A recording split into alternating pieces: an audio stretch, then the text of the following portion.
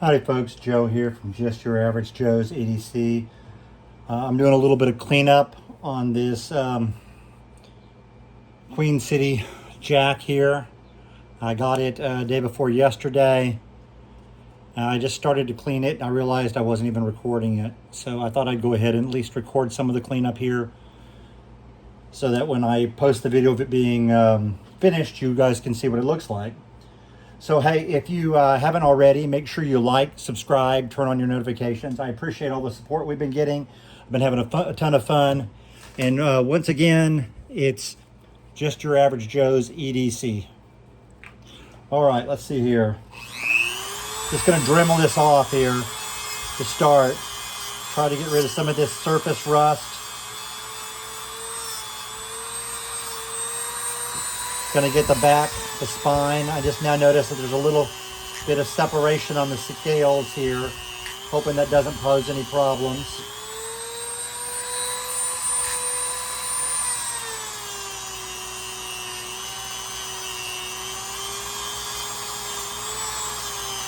Not a whole lot to this. You can let the Dremel do the work for you.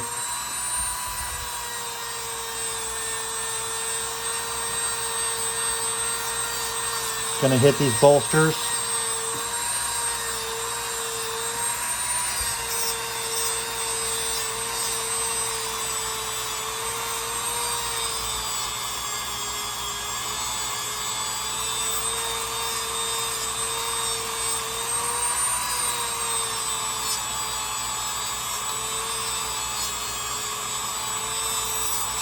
I'd already been using this Dremel head for quite a bit, this brush head. So it's already pretty worn down. I don't think I'm going to get all the way through the bolsters on this knife. Well, maybe. I love it when it shoots that stuff right into my face. It's the best. All right, not saying it's done here, but I'm just going to show you. Obviously some improvement. Bolsters are now shiny again. I'm actually just gonna spray this knife. This is just a degreaser, a gentle cleaner. See what we got here when we open it up. Just sort of wipe it off. See how much just comes off with just a wipe.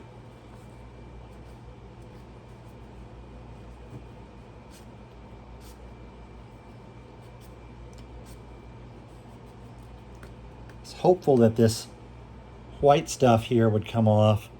I'm not entirely sure what that is. I'm going to grab a file and see if I can just file it off or if it is actually a gouge in the material. I should know in a few seconds. Right now I'm leaning towards it's a gouge in the material. And I'm going to hit it with a spray again. I'm going to scratch it a little bit here and see if it comes off.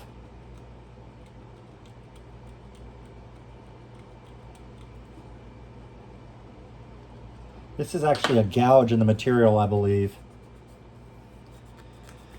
So I'm not really doing any good there by trying to scrape any residue that's stuck in there out. That's actually a scratch in the material. That's okay. That can be fixed really easily. I can just add a coat of paint and varnish on top of all this and make it look really nice. It would bring that back to life anyway. The only thing you got to be careful about here is the pins. Since it does have some pins, I wouldn't want to cover those up. Sometimes I don't mind covering the pins because well, it just works out better that way. Sometimes if you're rebuilding a handle with JB Weld or something like that, but this particular one, I don't really want to cover the pins.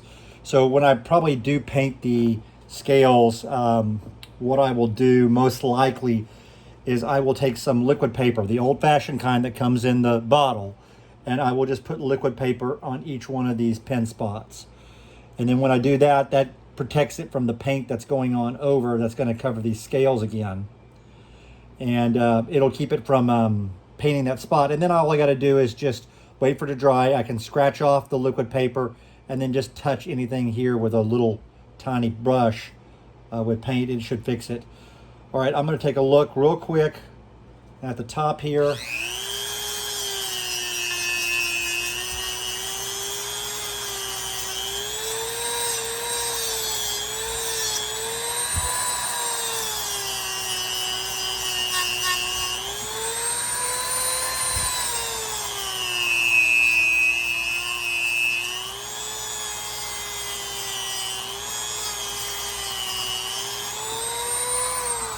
Just trying to get inside there some to clean that interior a little bit. It's going to require some cleaning on the inside. I'm right in front of the camera, sorry.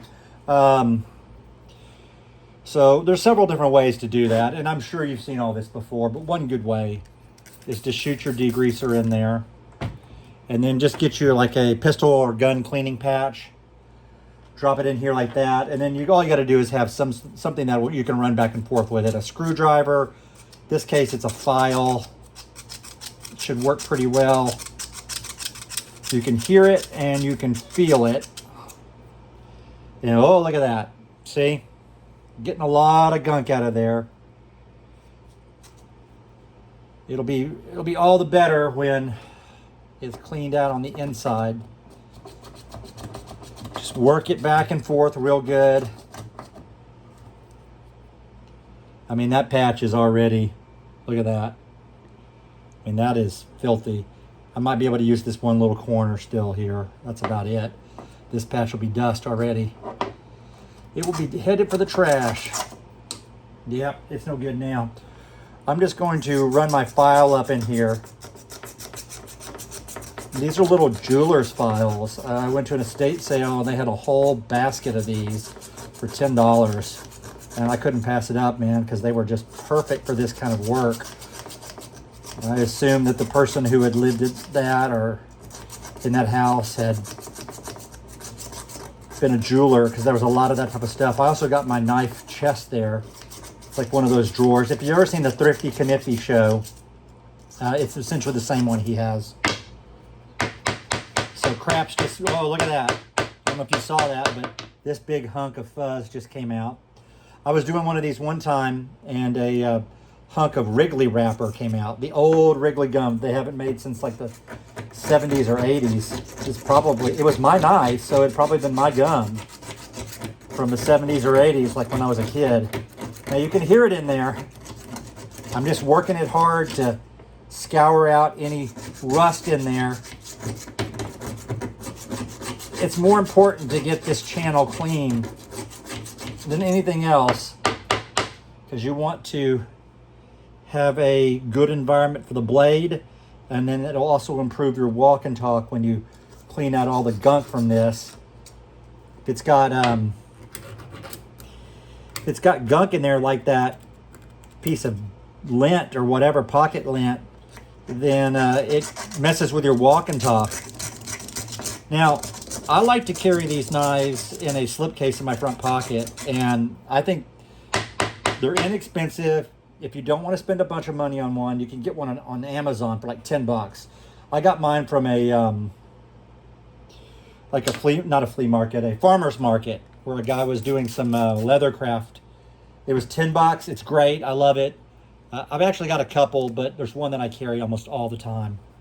All right, so let's take a quick look at it here and see what we got. I mean, I think we have some improvement here. It is cleaner on the interior. I mean, it's not done yet, but you can see pitting and stuff. But you can also see that most of the rust is out. Most of the rust there is gone. Now, the bolsters, I think they're going to require some more work, but they are silver again. And they were brown a minute ago. Now I'm going to work on the blades a little bit. I'm going to have to change heads here. I won't get this whole video done in one sitting here, because I'll have to come back and do some more work on this later. But I'm going to go ahead and just at least get the blade started so you guys can see that. There's several different ways you can do this. I have a vise right there. Sometimes I put it in the vise, and then sometimes I don't. I just hold it, and I'm just going to hold it right now.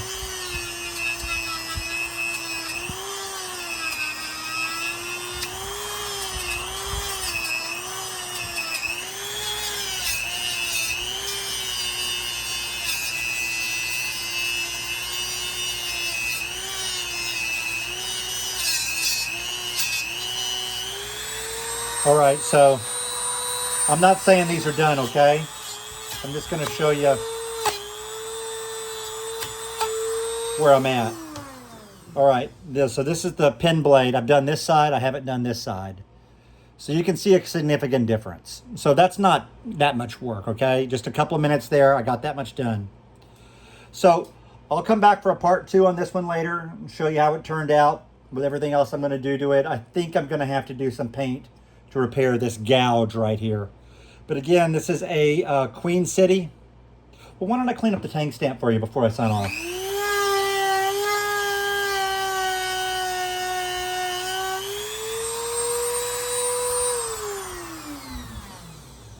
All right, there you go, Queen City.